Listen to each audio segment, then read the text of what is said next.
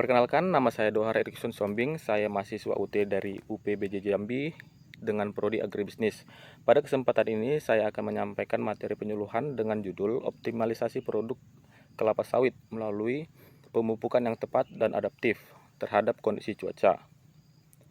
Materi ini membahas bagaimana cara meningkatkan hasil produksi kelapa sawit melalui pemupukan yang benar dan menyesuaikan dengan kondisi cuaca di lapangan. Tujuan dari penyuluhan ini adalah untuk meningkatkan pemahaman petani tentang pemupukan yang tepat, sehingga produktivitas kelapa sawit dapat meningkat. Sasaran dari kegiatan ini adalah tani kelapa sawit dan kelompok tani.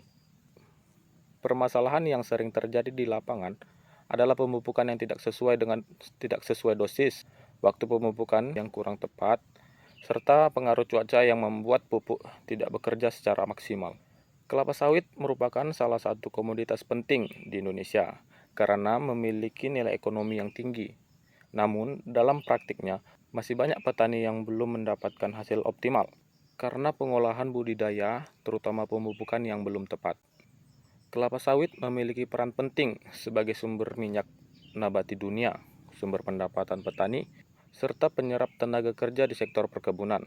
Selain itu, kelapa sawit juga menjadi salah satu komoditas ekspor utama di Indonesia.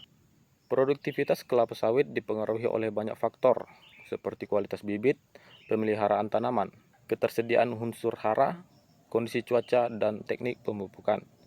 Semua faktor ini saling berkaitan dalam menentukan hasil produksi. Pemupukan memiliki peran penting karena berfungsi menyediakan unsur hara yang dibutuhkan tanaman. Dengan pemupukan yang tepat, pertumbuhan tanaman akan lebih baik dan hasil produksi tandan buah segar juga akan meningkat.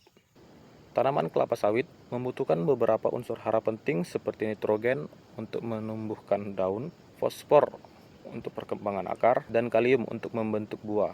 Setiap unsur memiliki fungsi yang berbeda, namun semuanya penting bagi tanaman. Dalam pemupukan dikenal prinsip tepat jenis, tepat dosis, tepat waktu, dan tepat cara. Jika prinsip ini tidak diterapkan dengan baik, maka pupuk tidak akan memberikan hasil yang maksimal. Waktu pemupukan sangat penting karena mempengaruhi penyerapan pupuk oleh tanaman.